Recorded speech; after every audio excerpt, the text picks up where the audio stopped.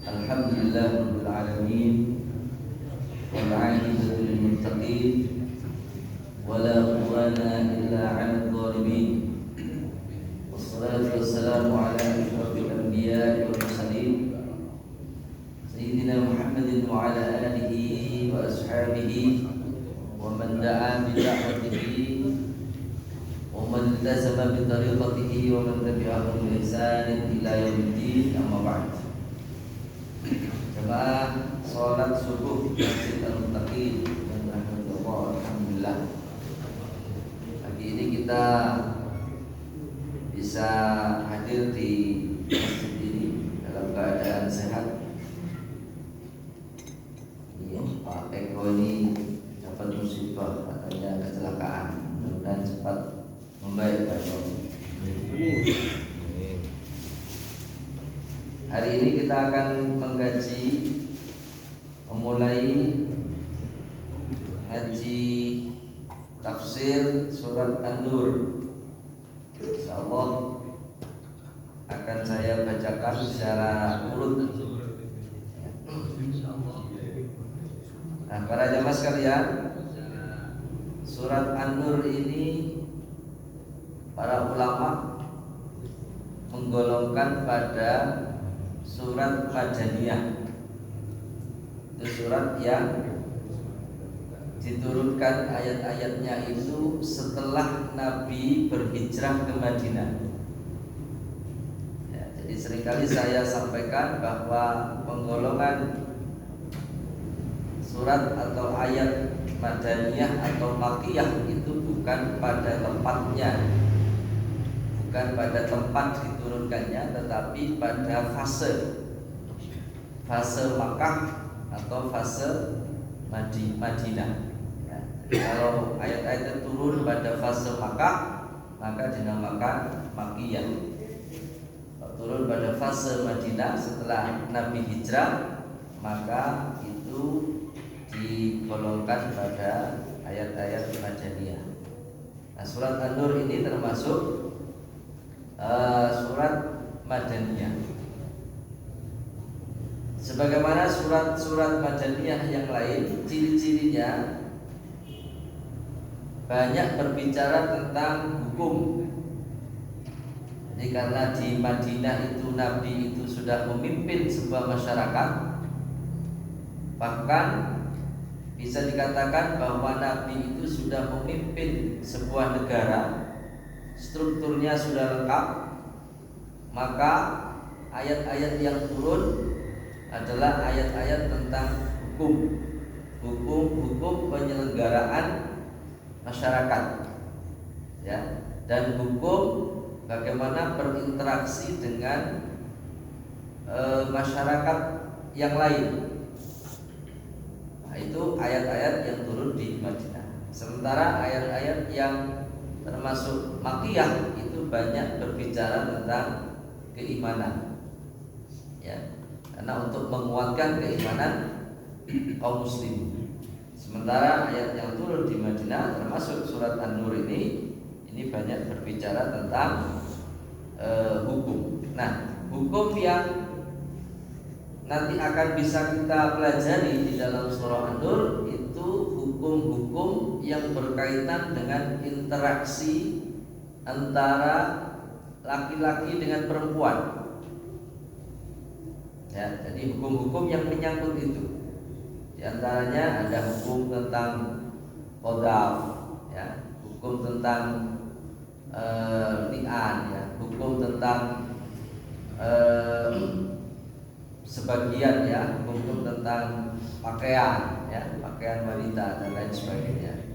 Itu yang nanti akan difirmankan oleh Allah, ya, di dalam surah An-Nur ini banyak ayat-ayat tentang sampai-sampai Umar bin Khattab itu beliau menulis surat tentang surat ini, menulis surat kepada penduduk Kufah.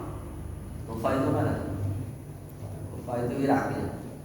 Menulis surat pada penduduk Kufah, Sayyidina Umar, beliau menulis di dalam suratnya itu allimu nisa'akum bi suratin nur.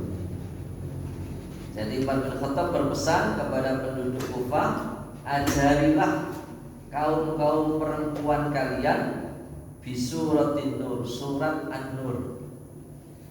Jadi ini pesannya Umar bin Khattab ya kepada kaum wanita.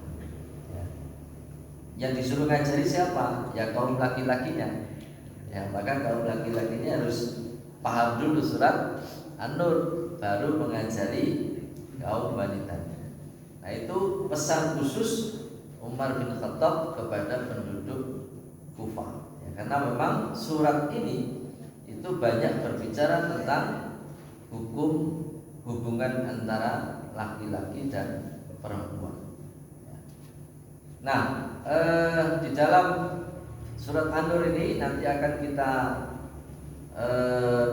baca beberapa ayat, tapi khusus untuk pagi ini saya kira hanya 2 ayat ya, karena waktunya tidak banyak dan jamnya tidak tepat. Sekarang jam setengah 10, jamnya tidak tepat. Jadi kalau khotib naik ini itu bisa 12 sampai 1 jam nanti perlu diganti baterainya itu. Kalau khutbah itu kadang-kadang lupa. Kalau sunnahnya itu yang khutbah itu kan pendek, ya, pendek, jelas, tepat. Nah, itu ya. Paling lama 15 menit lah. Jadi kalau jamnya tidak jalan itu bisa 1 jam khutbahnya. Baik, karena pendek ya waktunya, saya akan membacakan saja tafsirnya ya. Dan tafsir ini saya ambilkan dari ya beberapa kitab, tapi rujukan saya yang utama adalah kitab tafsir yang ditulis oleh siapa? Syekh Wahbah Az-Zuhaili ya. Yang pertama adalah ya surat An-Nur ayat yang pertama. Ini kan bisa melihat di HP atau di Quran. Allah berfirman, A'udzubillahi minasyaitonirrajim.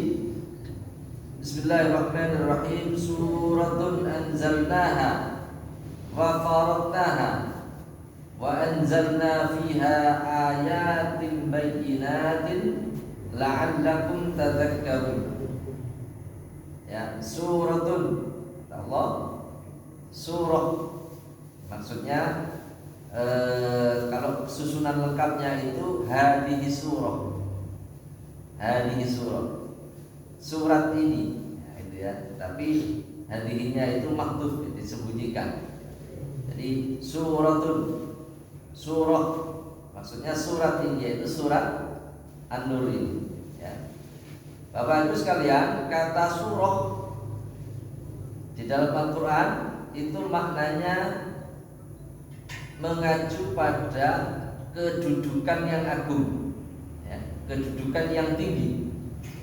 Itu makna kata surah, ya, kedudukan yang tinggi.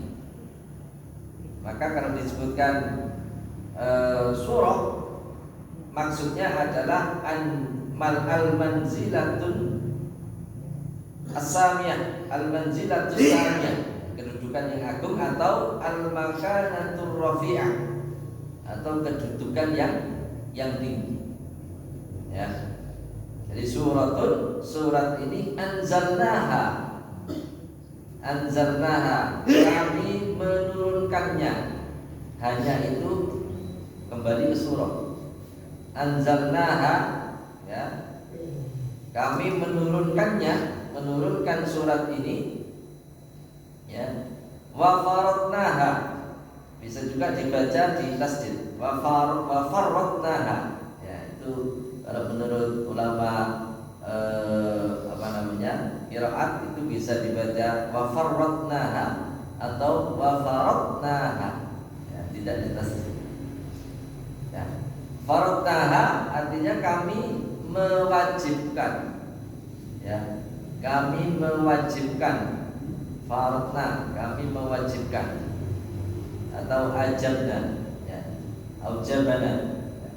Jadi kami mewajibkan Mewajibkan apa? Mewajibkan untuk melaksanakan hukum-hukumnya.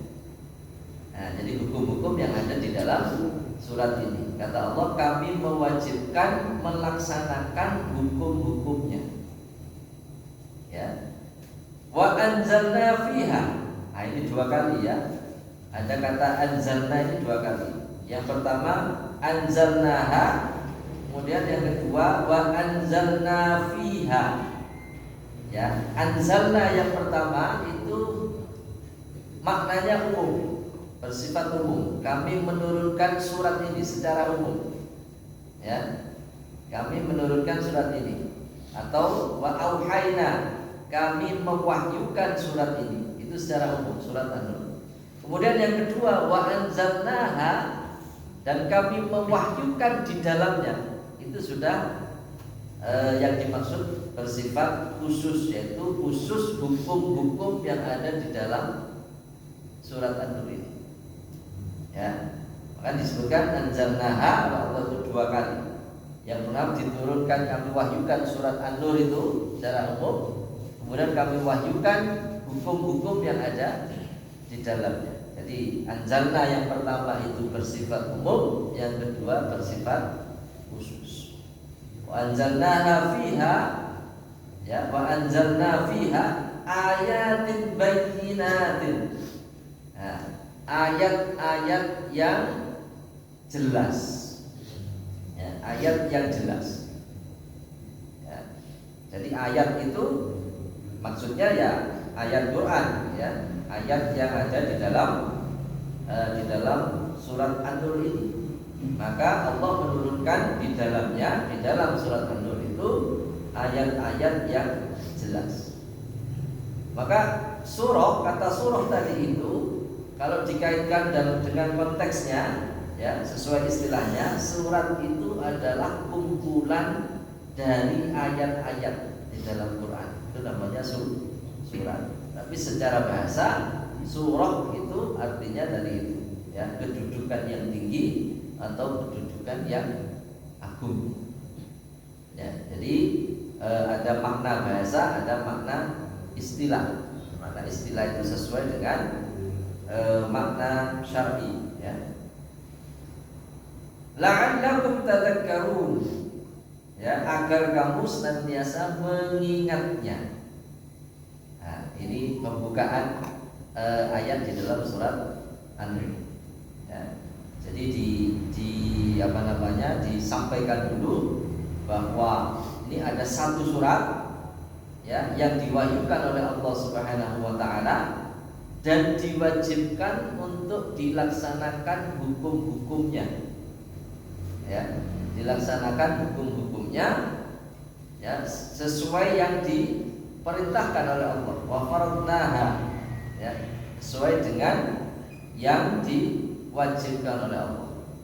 Dan di dalam surat ini itu juga terdapat ayat-ayat yang menjelaskan, ayat-ayat yang jelas, maknanya itu jelas, ya, maknanya jelas.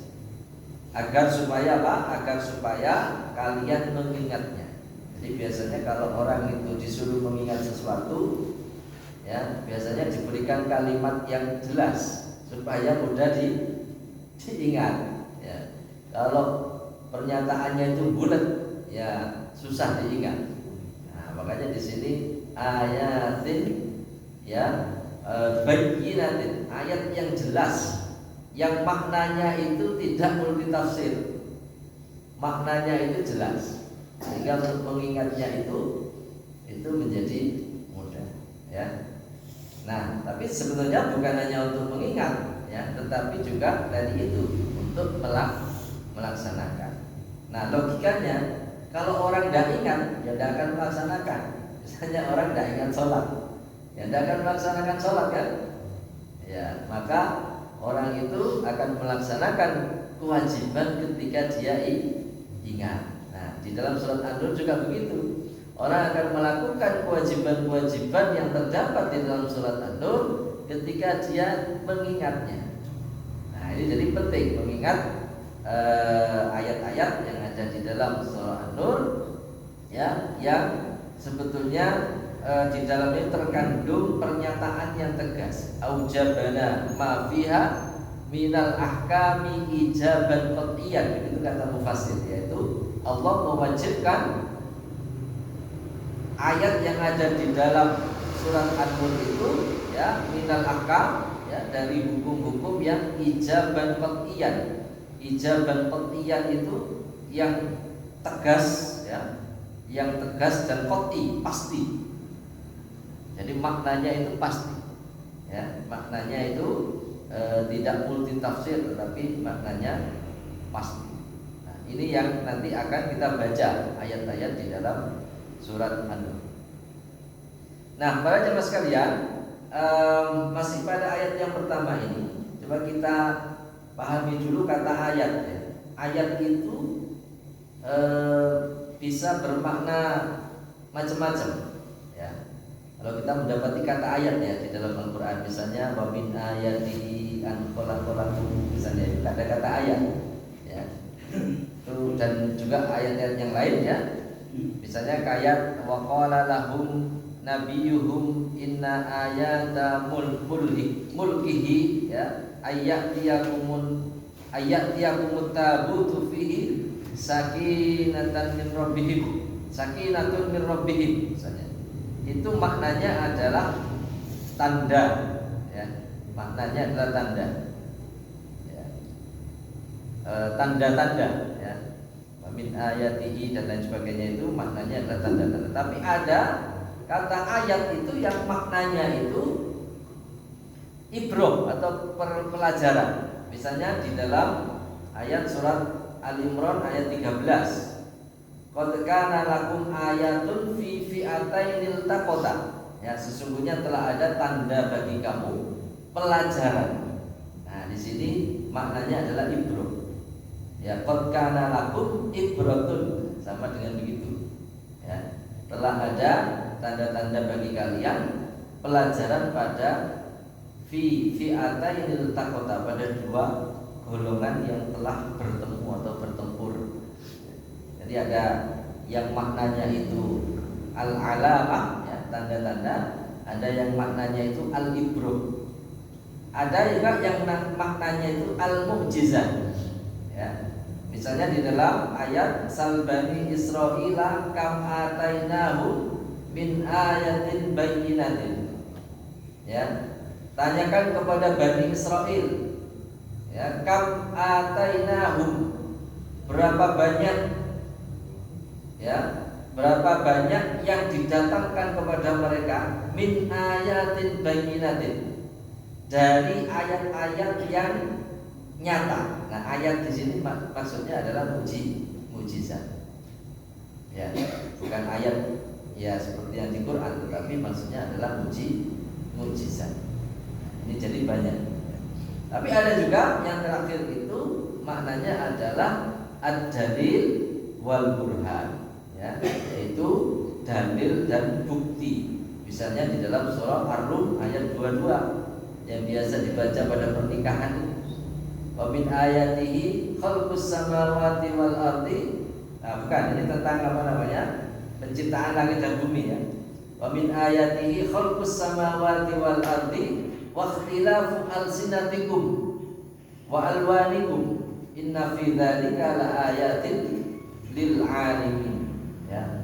Dan di antara tanda-tanda kekuasaannya ialah menciptakan langit dan bumi dan berlain-lainan bahasamu dan warna kulitmu. Sesungguhnya pada yang demikian itu benar-benar terdapat bukti. Nah, terdapat bukti-bukti bagi orang yang mengetahui. Ya, ayat di sini artinya bukti. Jadi adanya apa namanya warna kulit yang berbeda, ya, kemudian bahasa manusia yang berbeda-beda, itu menjadi bukti tentang kebesaran Allah lil alimin, bagi orang yang mengetahui.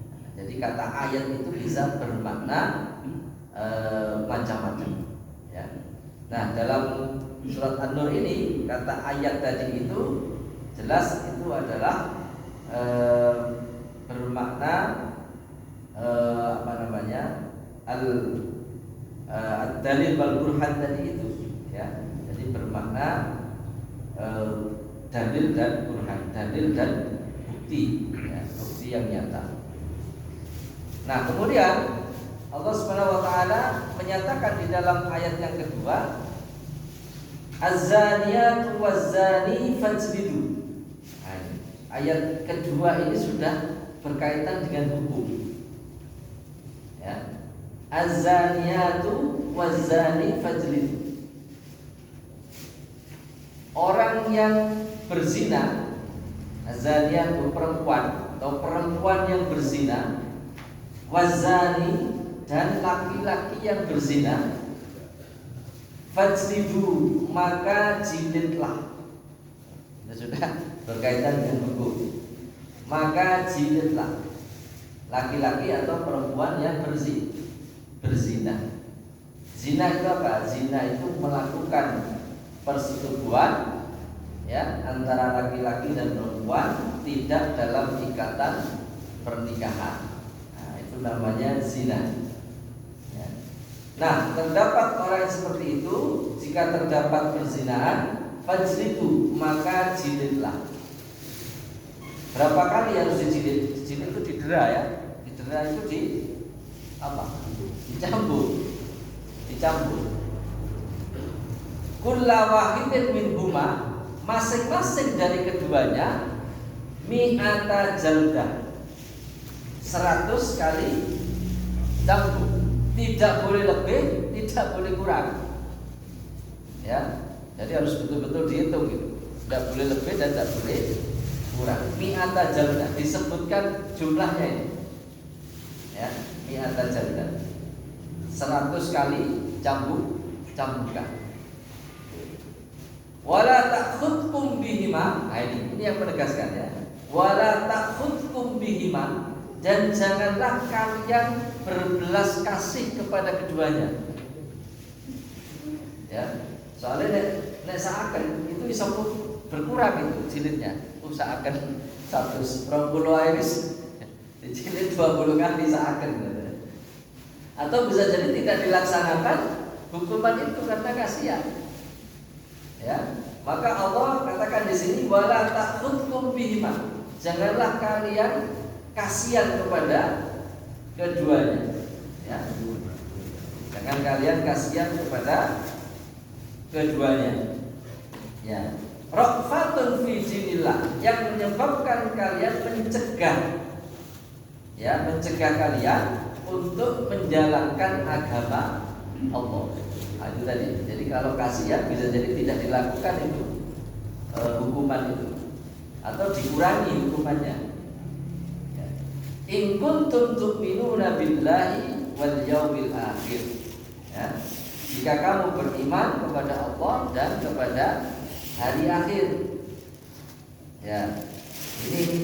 Ini luar biasa, ya. Jadi Allah itu menjelaskan secara runtut. Pertama objek hukumnya dijelaskan. Siapa objek hukumnya? Yaitu orang yang berzina, laki-laki atau perempuan. Kemudian hukumannya apa? Hukumannya adalah fajlidu mi'ata jaldah. Hukumannya adalah dijilid. Berapa kali jilidnya? 100 kali. Ya, 100 kali. Nah, itu harus dilaksanakan. Karena tadi itu di ayat pertama itu wa faradnaha, kami wajibkan kepada kalian untuk melaksanakan hukum-hukumnya. Ya, kalau tidak melaksanakan berarti termasuk ikat. Ya, termasuk ikat. Wala ta'khudkum bihima, dan janganlah kalian itu berbelas kasihan kepada keduanya. Ya, ra'fatun fi dinillah, yang itu, ya, kalau kamu kasihan itu bisa menyebabkan engkau tidak menjalankan agama Allah. Wis diganti ae wis hukumane. Diganti apa? Wis diganti di gawa di depan penghulu terus dikawinno. Ya enak malah. Ya. Tidak begitu, tapi Allah punya hukum sendiri. Ya. Wal yashhad, in kuntum tu'minuna billahi wal yaumil akhir. Jika engkau beriman kepada Allah dan kepada hari akhir. Ya, berarti kalau tidak menjalankan itu, ya itu adalah termasuk orang yang ingkar. Terakhir di akhir ayat terakhir ya, di akhir ayat wal yashhad adzabahuma qa'ifatun minal mu'minin. Ini selain dihukum itu wal yashhad, dan hendaklah engkau saksikan. Jadi menghukumnya tidak sembunyi-sembunyi, menghukumnya dipamerkan. Wal yashhad, hendaklah engkau menyaksikan hukuman itu, suruh menyaksikan yang lain. Apa hikmahnya suruh menyaksikan itu? Supaya menjadi pelajaran. Kalau kita berbuat seperti itu, kita juga akan dihukum seperti itu. Jadi hukuman itu harus ditampakkan, itu sanksi sosial dan juga memberikan pelajaran kepada yang lain. Waduh, ini kalau kita berbuat seperti itu bisa dibegitukan. Nah, itu bisa mencegah orang untuk berbuat jahat. Sekarang itu Bapak Ibu, pelecehan seksual itu meningkat. Ya, coba Bapak Ibu ikuti di berita itu. Pelecehan seksual sekarang meningkat. Kenapa? Ya yang melakukan tidak takut, tidak jera, karena tidak ada hukuman. Jangankan hanya jauhin, perkosa aja tidak ada hukumannya sekarang. Kenapa? Betul itu Pak Hakim. Bayar itu. Sekarang meningkat. Saya mengikuti beberapa bulan itu, ya, pelecehan seksual itu meningkat. Mulai dari yang ringan, ya, sampai yang berat, menghilangkan kehormatan. Dilakukan dari anak pelajar sekolah sampai pada ya orang yang notabene statusnya itu status yang bukan kaleng-kaleng, status yang terhormat di masyarakat. Dia juga melakukan pelecehan seksual. Makanya kalau hukum itu ya tidak tegas seperti hukum Quran, hukum Allah ini, maka tindakan kriminal itu akan merajalela. Ya, beda kalau yang melakukan pelecehan seksual itu dihukum, dipamerkan, ya bisa dilihat oleh semua orang. Ya, itu akan menimbulkan efek jera. Wal yashhad, kata Allah, wal yashhad adzabahuma, dan saksikanlah hukuman keduanya itu. Ta'ifatun minal mu'minin, oleh sekelompok orang kaum mukminin. Nah, yang melihat bukan satu dua, ta'ifah itu sekelompok, ya. Sekelompok orang dari kaum mukminin. Nah, maka ini adalah hukum Allah terhadap orang yang melakukan zina. Ya, terhadap orang yang melakukan zina. Kalau orang yang melakukan zina itu belum menikah, maka hukumannya ini didera, dicambuk. Ya.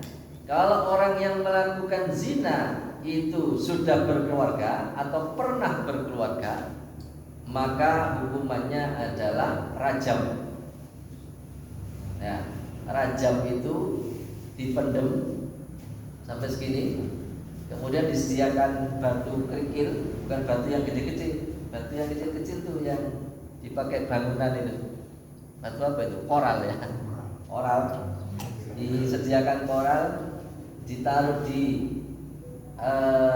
public place, ya, taruh di tempat umum, ya juga di alun-alun, ya, tempat umum. Orang yang lewat itu dilempar itu, dan yang kena kepalanya dong. Sampai kapan? Sampai mati. Sampai mati. Apa Anda mau mengatakan kok kejam ya? Ya, ada yang mengatakan seperti itu. Ya. Tapi ini hukum Allah. Allah itu lebih tahu daripada kita.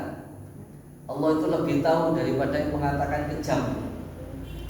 Ya, Allah lebih tahu. Ya. Kenapa seperti itu? Hukum had itu di dalam Islam itu fungsinya dua. fungsinya dua. Yang pertama itu sebagai tindakan preventif, ya, sebagai tindakan preventif supaya orang tidak melakukan hal yang serupa, supaya kejahatan itu bisa diminimalisir dengan hukuman.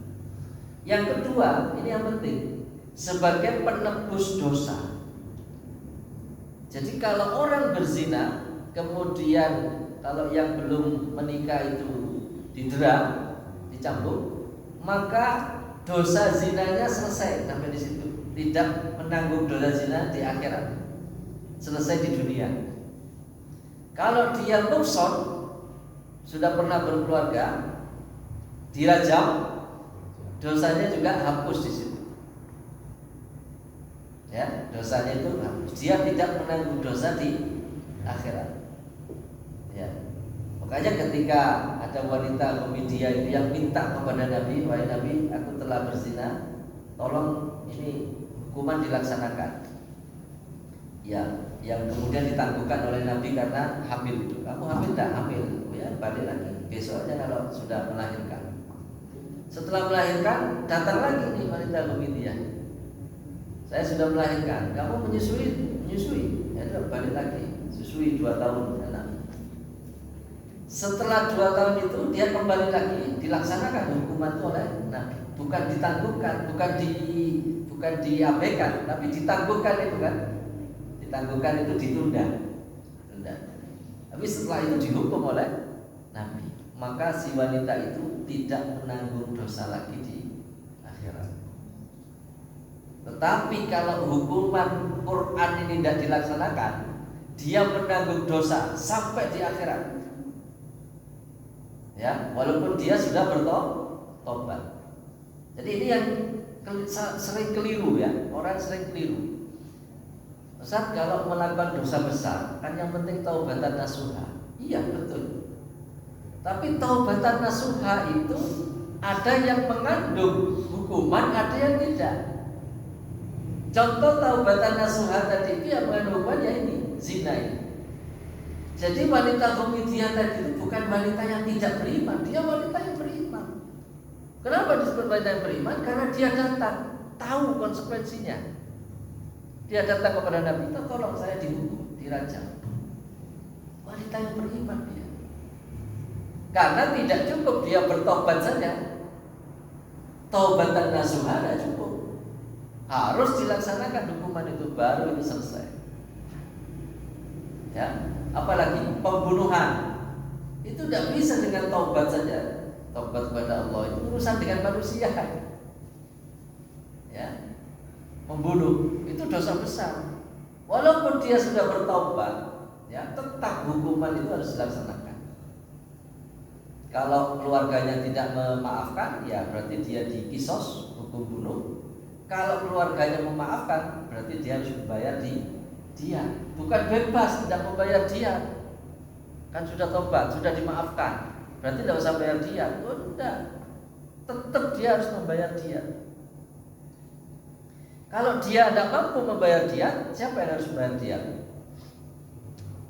Negara. Bayangkan, negara itu sampai begitu. Sampai dia itu membayarkan dia bagi orang yang tidak mampu, karena belum selesai itu urusannya. Bayangkan sekarang berapa banyak orang yang melakukan pembunuhan.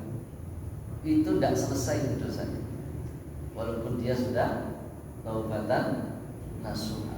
Orang yang berzina tidak selesai sebelum hukum Allah ini dijalankan. Nah, persoalannya sekarang siapa yang menjalankan hukum Allah ini? Tidak bisa kita ada orang zina kemudian kita rajam sendiri, ya. Tidak bisa. Karena yang melaksanakan hukuman ini itu dibebankan kepada negara. Nah, berarti negara ini harus menjalankan hukum-hukum Allah. Nah, itulah urgensinya, ya, negara itu harus berdasar Quran dan hadis-hadis Nabi. Nah, begitu. Jadi banyak hukum-hukum Allah itu yang tidak bisa dijalankan, termasuk hukum terhadap orang yang berzina ini, ya, sehingga perzinahan itu menjadi merajalela, bahkan ya mohon maaf, bahkan apa? Legal, disediakan tempatnya. Monggo silakan yang mau berzina, ini ada tempatnya, tidak akan digerebek sampai. Tempatnya legal. Nah, dikasih tempat untuk berbuat dosa. Alhamdulillah. Kan dibuatkan tempat dan dijaga itu legal, legal formal, legal formal itu artinya tidak akan ada yang mengganggu kalau mau berbuat dosa di situ. Ya, gimana ya? Padahal Allah tadi mengatakan dan kami wajibkan hukumnya. Kalau kita tidak concern terhadap yang begini, jangan-jangan kita termasuk orang yang setuju terhadap perzinahan itu. Ya, ini serius ini, serius. Jadi kalau tidak ada yang melaksanakan itu, maka seluruh kaum muslimin kalau tidak ada yang mengingatkan, maka dia termasuk berdosa juga. Ya. Dan pelecehan seksual itu tidak akan selesai, ya, tanpa adanya hukum yang jerah, yang menjerahkan seperti ya, tidak akan selesai. Itu saya sudah cek itu di beberapa web itu, ya, yang menangani tentang kasus pelecehan seksual itu. Oh, itu luar biasa ya. Jadi angkanya memang fluktuatif setiap tahun, tapi tetap tinggi, ya, tetap tinggi. Ya, bahkan akhir-akhir ini banyak juga guru yang melakukan pelecehan seksual kepada muridnya. Ya, guru melakukan pelecehan seksual kepada muridnya. Itu banyak juga angkanya. Ya, ada yang atasan melakukan kepada bawahan. Pokoknya yang punya posisi biasanya itu yang melakukan pelecehan seksual. Makanya perlu hukum itu. Ya. Ya, sama saja apakah itu dilakukan suka sama suka di dalam Islam. Kalau itu perzinahan tidak dalam ikatan pernikahan, ya terkena hukum ini. Karena itu dosa melakukan perbuatan persetubuhan di luar ikatan, termasuk dosa besar. Maka hukum itu diterapkan kepada mereka.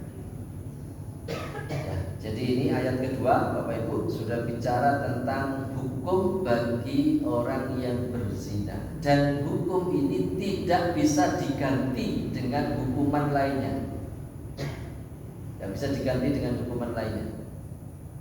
Ya, hanya ada satu hukum bagi pezina, yaitu dijilid kalau itu ghairu muhsan, ya, dan dirajam kalau itu muhsan, ya. Dijilid kalau orang yang belum menikah, kemudian dirajam bagi orang yang sudah menikah. Tidak ada hukuman lain, ya. Artinya tidak ada alternatif. Ya apa? Ada dari perdamaian, damai tidak ada. Tidak ada perdamaian di sini, ya. Jadi itu harus diterapkan. Tapi kita sekarang tidak bisa menjalankan. Kenapa tidak bisa menjalankan? Ya karena negara tidak mau menjalankan hukum ini. Maka yang harus kita lakukan adalah menyampaikan kepada masyarakat tentang dosa zina itu, ya, bahwa dosa zina itu tidak akan bisa diampuni sebelum diterapkan hukuman ini, dan juga berdakwah ke pemerintah dan negara hendaknya menjalankan hukum Allah. Ya, kalau tidak didakwahi mereka, tidak dipahamkan, ya kalau tidak mau beda cerita. Yang penting kita sampaikan. Ya, kalau mereka tidak mau ya urusannya. Yang penting kita sampaikan bahwa hukum Allah bagi orang yang berzina itu adalah hukum jilid dan rajam, sebagaimana yang disampaikan dalam surat An-Nur. Maka itu Bapak Ibu sekalian, mudah-mudahan kita ini dilindungi oleh Allah Subhanahu wa taala, keluarga kita dilindungi, semoga dijauhkan dari perbuatan-perbuatan dosa besar, ya, sehingga tidak sampai menanggung dosa kelak di akhirat, karena sekarang belum bisa dilaksanakan hukumnya. Ya, kalau kita mati itu akan menanggung dosa di akhirat. Itu yang bisa saya sampaikan ayat untuk pagi hari ini. Insyaallah kita akan lanjutkan ayat selanjutnya pada minggu selanjutnya, insyaallah. Wallahu a'lam bishawab. Assalamualaikum warahmatullahi wabarakatuh.